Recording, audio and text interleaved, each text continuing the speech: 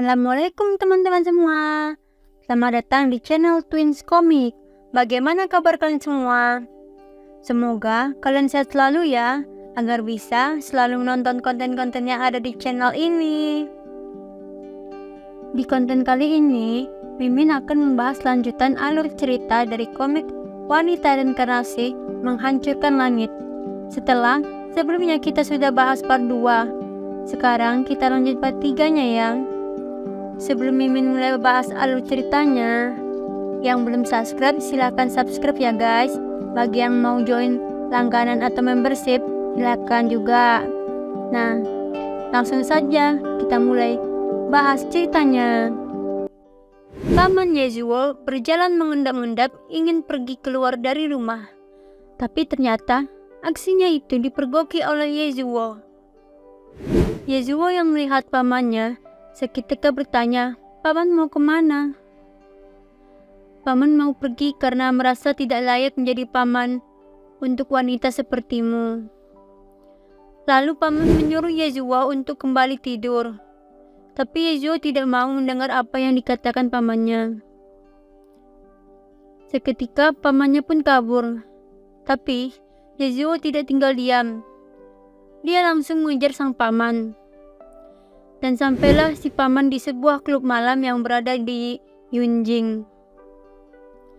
Saat berada di dalam klub malam, si paman sangat ingin bermain judi untuk mendapatkan banyak uang. Tapi dia malah dikagetkan oleh Yasuo yang tiba-tiba berada di sebelahnya. Yasuo sangat penasaran terhadap pamannya yang ternyata seorang penjudi. Yasuo yang melihat pamannya sangat bodoh dalam berjudi, dia memutuskan untuk membantu pamannya agar pamannya bisa menang. Yasuo menyarankan pamannya untuk memilih yang kecil, tapi ternyata pamannya tidak mau mengikuti perkataan Yasuo. Dia malah memilih yang besar dan justru berakhir kalah. Akhirnya paman meminta saran dari Yasuo, tapi Yasuo marah dan tidak mau bicara dengan penjudi. Tiba-tiba paman keceplosan dan mengatakan, "Jika bukan karena pelakuanmu Yurong pada adikku, aku tidak akan pernah." Yasuo mendengar hal itu langsung berpikir kalau ada rahasia lain yang disembunyikan oleh pamannya.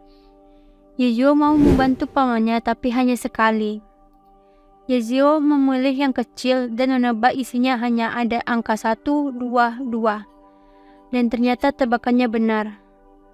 Lalu paman bertanya lagi mana yang harus dipilih.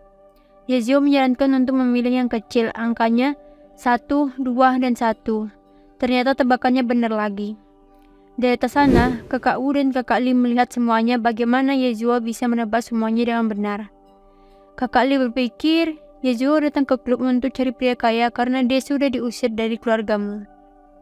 Dia beranggapan kalau Yasuo ke sini juga untuk menemui kakak Wu.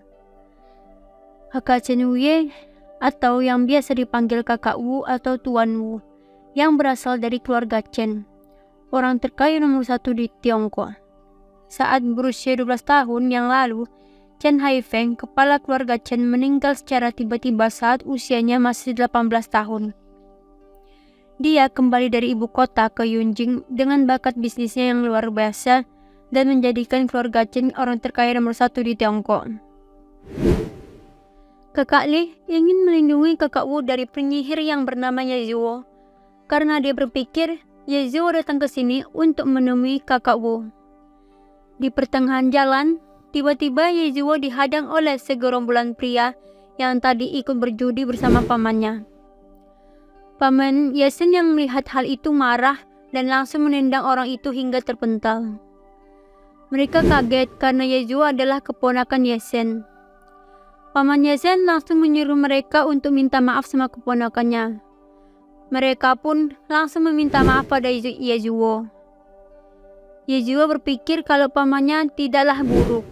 Paman Yesen kaget karena Yasuo memanggilnya paman. Tapi setelah itu, Yasuo malah mengalihkan topik dan meminta sebagian uang untuk mengajak ibunya ke dokter dan memberikan obat untuk ibunya yang sedang sakit. Lalu paman langsung memberikan semua uangnya.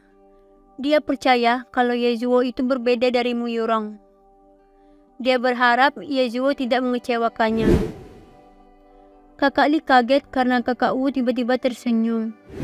Kakak Wu juga berencana membuat berita kalau keluarganya mengalami kebangkrutan untuk mengetahui sifat asli calon tunangannya. Pagi harinya, Yezuo pulang dengan membawa stik adonan goreng dan roti daging. Ibunya kaget dari mana Yezuo mendapatkan uang itu. Pamannya yang baru bangun tidur langsung bilang kalau uang itu bonus bulanan yang dia berikan untuk Yezuo. Yezuo melihat kulit ibunya yang tidak sehat dan ingin mengajaknya ke rumah sakit. Tapi ibunya merasa dia baik-baik saja. Dia tidak mau pergi karena dia tidak ada uang untuk berobat ke rumah sakit. Akhirnya, Yezuo melakukan Qihuang atau pengobatan dari Tiongkok. Yezuo melihat ibunya menderita batuk, lemas, iskemia.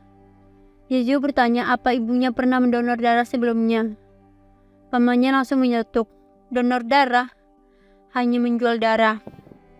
Paman bercerita, setahun yang lalu, Mu Yurong mengancam kakaknya atau ibu dari Yezuo. Dia akan mogok makan jika tidak dibelikan ponsel merek keluaran terbaru. Karena kakaknya tidak mau Mu Yurong melakukan sesuatu yang buruk, dia akhirnya mendatangi sebuah klinik ilegal untuk menjual darahnya agar bisa membeli ponsel baru buat Mu Yurong. Akibatnya, tubuh kakak jadi lemah. Sebelumnya juga, Mu Yurong menyarankan agar ibunya menjual ginjal dan membeli rumah baru.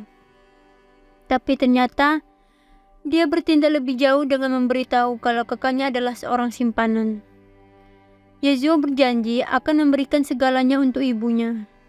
Setelah itu, Yezuo memberikan resep obat dan menebusnya di rumah sakit lalu merebusnya.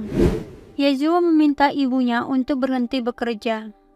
Dia juga bilang untuk tidak perlu khawatir tentang uang karena dia sudah punya beberapa saham.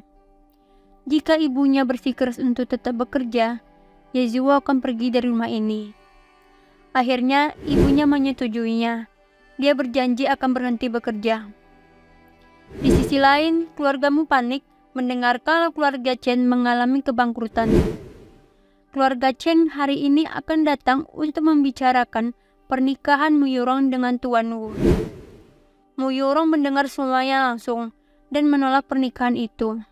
Dia tidak mau hidup sulit lagi dan hanya mau menikah dengan orang yang dari keluarga berada. Yasuo, ibu dari Yezuo, dan Yezuo datang ke tempat kerja ibunya. Melihat ibunya digosipi yang buruk, Yezuo bertekad untuk menaikkan derajat ibunya. Bos tidak bisa memecat ibunya karena belum dapat orang lain yang bisa menggantikan posisi ibunya. Yezuo menyarankan dirinya untuk menggantikan ibunya selama sebulan, dan bosnya menyetujuinya.